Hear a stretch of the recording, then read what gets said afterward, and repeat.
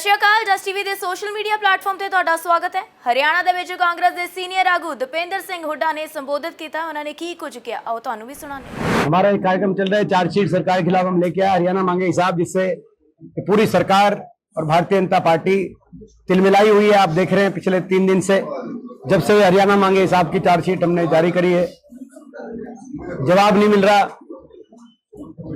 और यहां तक कि अपने केंद्रीय नेतृत्व को बुला रहे हैं मुख्यमंत्री जी खुद। बड़ी अजीब सी बात है कि परसों हमने करनाल से प्रोग्राम शुरू किया,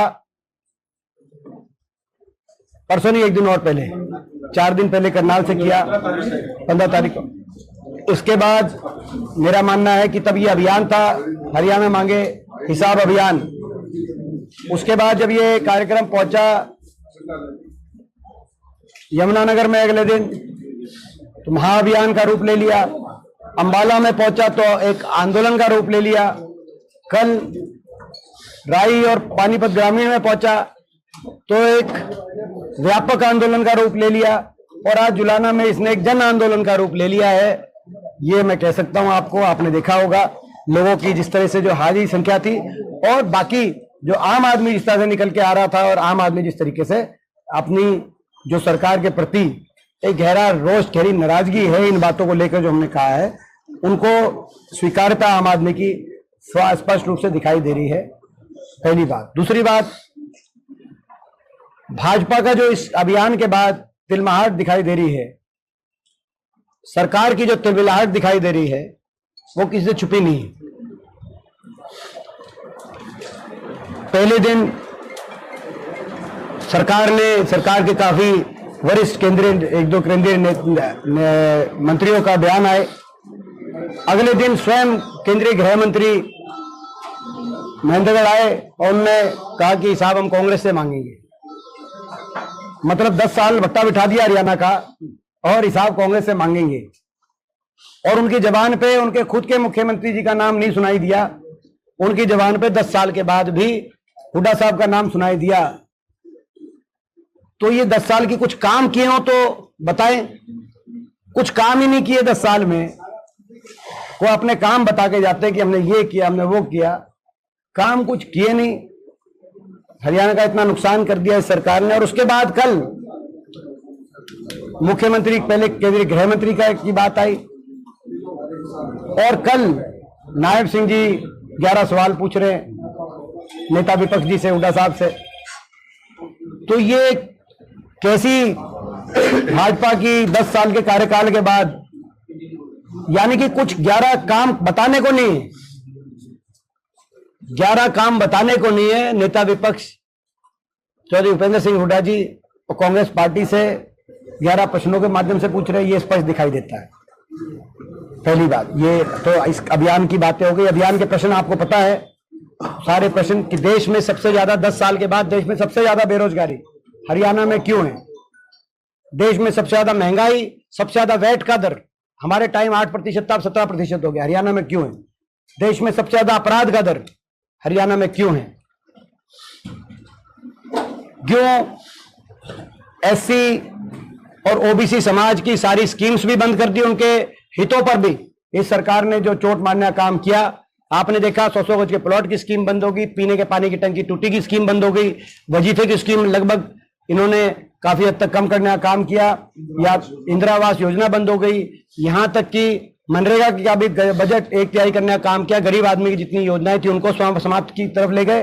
और जो संविधान का बाबा साहब ने जो अधिकार दिए थे एससी समाज, ओबीसी समाज, हर वर्ग को, कि सरकारी नौकरी, और सरकारी नौकरी में उनके लिए आरक्षण का प्रावधान, सरकारी नौकरी 2 लाख समाप्त कर दी। पिछले 5 साल में 10,000 भर्ती हुई पक्की, जिसमें हरियाणा के बाहर के बच्चे लगे, और बाकी नौकरियों को या तो समाप्त कर दिया या उनको अटका दिया गया, सीटी में उलझा दिया गया। उसके साथ साथ जो लगी कौशल निगम के माध्यम से कच्ची, without reservation, without pension, without merit, ये सरकार का काम होता है। किस तरह से मैं समझता हूं हरियाणा में जो किया गया। और उसके साथ साथ हर आदमी, गरीब आदमी की को मिलने वाली जन सुविधा, गरीब आदमी के तो घर जाकर जन सुविधा देनी चाहिए। उसको अपनी कामकाज चलाने से फुर्सत नहीं, वो उनको पोर्टलों में उलझा दिया, आईडीओ में उलझा दिया, कागज ठीक कराओ, पोर्टलों में उलझो, आईडीओ में उलझो। कहीं ना कहीं नीयत ये दिखाई दी कि लोगों की सहूलियत से लोगों को वंचित रखने की नीयत से आज इस सरकार की कार्यशैली रही है। हर वर्ग को सड़क पे आना पड़ा, छोटे बच्चों को धरने देने पड़े, 500 स्कूल बंद कर दिए, 5000 स्कूल बंद कर दिए थे, 500 स्कूलों में धरने हुए। बेटियों को जंतर मंतर से लेकर अपने न्याय के लिए खिलाड़ियों को धरने देने पड़े, किसान को धरने देने पड़े, आड़तियों को धरने देने पड़े, शिक्षकों को इस सरकार के धरने देने पड़े, सरपंचों को धरने देने पड़े, कर्मचारियों को पेंशन स्कीम के लिए धरने पड़े। कोई वर्ग ऐसा नहीं जिससे वर्ग को धरने ना देने पड़े और उन पर लाठियां नहीं बरसाई गई। तो 10 साल ऐसा हरियाणा चला है। ये हमारे सारी चार्जशीट है, तो चार्जशीट के माध्यम से हम लोगों के बीच में नेताओं के प्रतिष्ठानों पर इन दिनों छापेमारी पड़ रही है, उसको किस नजरिए से देख रहे हैं? चुनाव का दौर चला हुआ है, उस दौर में ऐसे जो छापेमारी हो रही है, क्या उसको मैं भाजपा की जो कार्यशैली रही है उसी नजरिए से देखता हूं। जांच एजेंसियों का दुरुपयोग करना और जांच एजेंसियों के निशाने पे विपक्ष को लेना, ये भाजपा की कार्यशैली है। अगले 2 महीने के लिए आप लोग भी ऐसी खबरों के लिए तैयार हो जाएं। हर रोज जांच एजेंसियों को कहीं कहीं भिजवाया जाएगा और कांग्रेस और विपक्ष को निशाने पे लिया जाएगा। ये स्वाभाविक रूप, ये जो है मैं समझता हूँ एक व्यवस्था ऐसी बन गई है हमारे देश की जो संवैधानिक और प्रजातांत्रिक ढांचे को कमजोर करने की बात, इस तरह की कार्यशैली है। लोगों ने इसी तरह की कार्यशैली को अपनी वोट की चोट से 400 पार का इनका नारा जो ध्वस्त किया था, लेकिन शायद ये बीजेपी पार्टी इस बात को अभी समझ नहीं रही। सरकार ने कहा कि 10% आरक्षण देंगे, हरियाणा की नौकरियां होगी अग्निवीर को लेकर, इसमें क्या? देखो, एक और मैं आपको बात बता रहा हूं, ये सरकार का आखिरी महीना आ गया है, आखिरी 1-2 महीना, और ये अब ये जो फैसले एक दो अनाउंस कर रहे हैं, ये इनका घोषणा पत्र आप मानना, क्योंकि करना तो अगली सरकार को है। घोषणा पत्र इन्होंने 2014 का भी पूरा नहीं किया, 2019 का भी पूरा नहीं किया। 9000 बेरोजगारी भत्ता आपने सुना? आपने 5100 बुढ़ापा पेंशन सुनी? क्या हुआ? हर जिले में मेडिकल कॉलेज का कुछ आपने सुना? अपनी घोषणा पत्र में जो जो बातें इन्होंने, तो पंजाब स्केल भी बोला था इन्होंने कर्मचारियों का, आपने सुना कि उस पर कुछ हुआ हो? स्वामीनाथन कमीशन, किसान की आमदनी दुगनी हो, तो सेंटर के भी हैं, हरियाणा के में, तो हरियाणा के कुछ बता रहा हूं आप।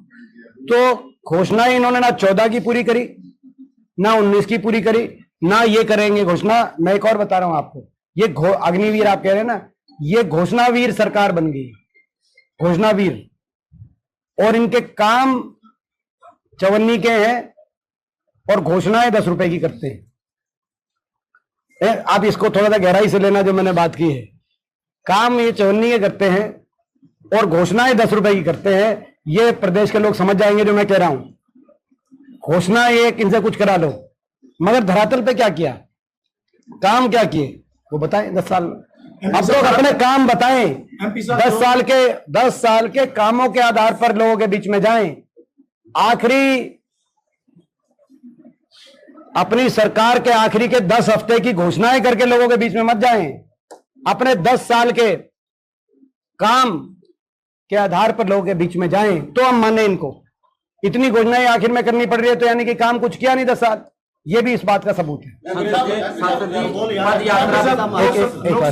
एक बार प्लीज है, ये बाई चांस सारे इस तरह, अब इसके फिर आप लोकसभा में जो ग्राफ था कांग्रेस का, क्या विधानसभा में वो मेंटेन कर पाएगी? बढ़ेगा प्रचंड बहुमत से। लोकसभा में देश में सबसे ज्यादा मत प्रतिशत अगर कहीं आया, आप जानते हैं, कांग्रेस पार्टी का भी और विपक्ष का इंडिया गठबंधन। तो वो दक्षिण के तमिलनाडु, कर्नाटक, केरल या तेलंगाना जहां हमारी सरकार है वहां नहीं आया। वो हरियाणा के अंदर 47.6% मत मिला कांग्रेस को, देश में सबसे ज्यादा। हमारी ना सिर्फ 5 लोकसभा सीट आई, मगर ज्यादा विधानसभाओं में हमें बढ़त मिली, ज्यादा हमारा मत प्रतिशत था। लोगों ने साफ संकेत दिया, लोग दुखी हैं इस सरकार से। और विधानसभा में तो 10 साल का इतिहास देखो बीजेपी का। बीजेपी पूरे देश में लोकसभा में प्रदर्शन जो होता है, विधानसभा में उससे प्रदर्शन काफी लुढ़क जाता है भाजपा का। तो हरियाणा में भी वो वही हुआ था, 19 में भी, और दोबारा से जिले के एक विधायक का नाम भी शामिल हो रहा है कि कांग्रेस के एक विधायक है। ऐसा है। पिछले 2 वर्ष से लगातार कांग्रेस में जो ज्वाइनिंग का दर चल रहा है, मैं आपको बताऊं, आज भी, कल भी ज्वाइनिंग हुई है, आज भी ज्वाइनिंग हमारे हो रही है। 40 से ज्यादा पूर्व विधायक, पूर्व मंत्री, पूर्व सांसद, एक मौजूदा सांसद, 3 आपने देखा मौजूदा निर्दलीय विधायकों ने भाजपा से समर्थन वापस लेके कांग्रेस को समर्थन दिया। लगातार तमाम पदाधिकारी, जिला परिषद के चेयरमैन, अभी भिवानी जिला परिषद चेयरमैन ज्वाइन हुए, दादरी जिला परिषद ज्वाइन हुए। तो जिस रूप से कांग्रेस पार्टी में इतने जो तांता लगा हुआ है ज्वाइनिंग का, एक आधा भाई टोक ना लग जाए, हो सकता हम ही भेज रहे हो तो हो सकता भाई जो है कि इतनी जो है तो प्रचंड ज्वाइनिंग, तो सेंध हमारी का जो है, मैं समझता हूं कि जो आप जो वो देखेंगे दिशा, वो दिशा कांग्रेस की तरफ ही है। निर्दलीय नाराज है क्या? सरकार अलग मत में है, निर्दलीय सारे नाराज हैं इनसे, 5 में से नैनपाल राम विकल नाराज थे। क्या आप नहीं, सरकार अलग मत में है, कांग्रेस पे कुछ दोबारा राज्यपाल से मिल जा रही है? मैं ये कह रहा हूँ कि सबसे पहले निर्दलीय क्यों नाराज है?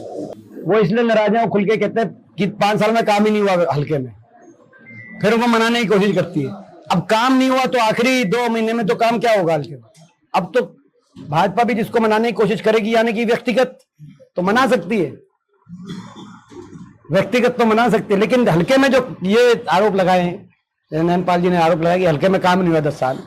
अब वो 10 साल नहीं हुआ, ताकि 2 महीने में क्या काम होगा, ये बात है। तो जनता भी इनको छोड़ चुकी है, अब विधायक भी छोड़ रहे हैं। एमपी साहब महेंद्रगढ़ में अमित शाह जी आए थे 3 दिन पहले, उन्होंने एक बड़ा स्पीच सा बयान दिया था कि कांग्रेस पार्टी मुसलमानों को ओबीसी में शामिल करने जा रही है कर्नाटक की तरफ से। इस पे बड़ा अजीब सा मामला है, आप बताएंगे। आप बड़े वरिष्ठ पत्रकार दिलेर जी, आज तक इससे पहले इस मुद्दे का जिक्र भी सुना आपने हरियाणा में? तो वो अपने काम बताने की बताई, इस तरह की बातें लेके आ रहे हरियाणा में, जो कभी हरियाणा की में दूर दूर तक जिक्र ही आज तक नहीं है। हरियाणा के मुसलमान ऑलरेडी और जो जैसे मेव हैं, वो ऑलरेडी शामिल हैं, वो हरियाणा में उनको जानकारी नहीं है। मेव जो है बीसीबी कैटेगरी में शामिल है, 10 साल तक बीजेपी की सरकार में शामिल रहे, उनको उसका जो है पूरा लाभ मिला बीजेपी की सरकार में। भ्रमित करने वाला बयान है, भ्रमित नहीं, अपना एजेंडा वाला बयान है कि भाई विकास के जो हमने हिसाब मांगा उससे तिलमिलाहट का बयान है कि भाई हिसाब ना देना पड़े, ऐसे मुद्दे लेके आए जिसका कभी हरियाणा की राजनीति में जो मुद्दे हैं ही नहीं, हरियाणा की राजनीति में। और लोग समझ चुके हरियाणा के बीजेपी के एजेंडा को। लोगों ने जो इस बार मतदान किया है, वो भाजपा का जो जिस तरीके से धार्मिक, धर्मार्थ और जातीय ध्रुवीकरण करने की जो भाजपा की एक हरियाणा के अंदर एक नकारात्मक राजनीति रही है, और काम ना करने की नकारात्मक, लोगों ने दोनों चेहरे देख लिए हैं, दोनों को नकारने का काम किया है। लोकसभा के चुनाव इस बात के प्रतीक हैं। आपने रोहतक लोकसभा में देखा होगा, रोहतक लोकसभा क्षेत्र के नतीजे में भी, आप उसको पूरे प्रदेश के नतीजों में भी उसमें देखा होगा। जिस तरह की आप यात्राएं निकाल रही हैं, इसके बाद सारिका जी, कांग्रेस पार्टी लोकसभा चुनाव के बाद ज्यादा आत्मविश्वास में है, कहीं आत्मविश्वास कांग्रेस या कांग्रेस में ले नहीं बैठे? नहीं, हम दिन रात मेहनत कर रहे हैं। अति आत्मविश्वास नहीं, मैं दिलेर जी, दिन रात मेहनत कर रहे हैं। आप देख रहे हैं, अब ये जो कार्यक्रम है हमारा हरियाणा मांगे हिसाब, इस कार्यक्रम में यह कांग्रेस का, ये एआईसीसी का कार्यक्रम है, बीसीसी का कार्यक्रम है। इसमें हम डोर टू डोर जा रहे हैं, हर कांग्रेस जन। और मैंने जब ये अभियान आया तो मैंने कहा कि कांग्रेस कार्यकर्ता, कांग्रेस नेता घर घर जा रहे हैं, और मैं हर विधानसभा में जाऊंगा, और हर विधानसभा में कहीं 4 किलोमीटर, कहीं 5 किलोमीटर, कहीं कल 7 किलोमीटर भी था, अपना पदयात्रा के माध्यम से जो है ये हिसाब मांगने का भी काम करेंगे, और कांग्रेस के संकल्प भी लोगों तक पहुंचाएंगे। तो हम मेहनत कर रहे हैं। आत्मविश्वास अच्छी बात है, मगर अति विश्वास नहीं है। हम मेहनत कर रहे हैं, हमें आत्मविश्वास है, और मुझे पूरा विश्वास है कि लोगों का हम विश्वास जीतेंगे। कितनी सीटों पर खड़े हैं जो जिस हिसाब से आपके तो अच्छी बात, पद यात्रा को अच्छा रिस्पॉन्स मिल रहा है, कारनामा बढ़ रहे हैं, कितनी सीटों को मान के चल रहे हैं आप विधानसभा? बड़े बहुमत के साथ कांग्रेस सरकार बनेगी, मेरा ऐसा मानना है। कोई भी आंकड़ा हो सकता है जी, जो लोगों में मैं देख रहा हूँ, हर जगह जा रहा हूँ, जितने भी आकलन है उससे भी ज्यादा कांग्रेस का आंकड़ा होगा। टिकट तो मिलेगी इनसे, बाकियों से कैसे निकलेगी कांग्रेस, ये एक बड़ा जनता तो देखिए इसमें ये है कि एक चीज जो कांग्रेस पार्टी की तरफ से कहा गया है, कांग्रेस हाईकमान की तरफ से, कांग्रेस के प्रदेश नेतृत्व की तरफ से कहा गया है कि इस पूरी तरीके से प्रयास किया जाएगा कि मेरिट पर और सर्वे के आधार पर टिकट का वितरण हो। कई बार ये बात आप सही कह रहे हैं कि सर्वे में भी कई बार एक से ज्यादा एक दो जो अपने प्रयास कर रहे हैं वो जो है ज्यादा ऊपर नीचे नहीं होता उनका सर्वे। भाई किसी का अगर 50% लोग किसी हक में बोल रहे हैं, किसी के में अगर 55% बोल रहे हैं, तो इसका मतलब नहीं है कि भाई 50% वाले जो आदमी वो कमजोर उनको आका जाए, ये भी सही हो जाती है। लेकिन यही हमारा प्रयास रहेगा कि उन सभी को मान सम्मान, क्योंकि जब सरकार बनती है तो उसमें मान सम्मान सबका वो सरकार के हाथ में होता है। तो कांग्रेस की सरकार में कहा गया है, हुड्डा साहब ने उस दिन कहा सोनीपत में जब हमारी एक तैयारी बैठक चल रही थी इस अभियान की, कि हर ऐसे प्रत्याशी, संभावित प्रत्याशी जब प्रयास कर रहे हैं जो भाई एक ही को टिकट मिल सकते हैं स्वाभाविक रूप से, लेकिन बाकियों को सरकार में बराबर का स्थान, मान सम्मान सुनिश्चित करेंगे, ये कांग्रेस पार्टी करेगी, ऐसा उन्होंने कहा। और यही हमारी कोशिश होगी, क्योंकि सबको पता है सरकार बनने जा रही है, सरकार बनने जा रही है। और सरकार में जैसे मैंने कहा कि भाई कांग्रेस के पक्ष में लहर है, लेकिन उसमें कई बार कई विधानसभाओं में तो क्लियर कट एक ही नाम आएगा सर्वे में, मगर कई विधानसभाओं में नजदीकी सर्वे भी रहने वाले हैं, स्वाभाविक होता है। तो उसमें हमारा ये प्रयास है सरकार में सबको हम उचित और बराबर का मान सम्मान और स्थान कांग्रेस पार्टी दे।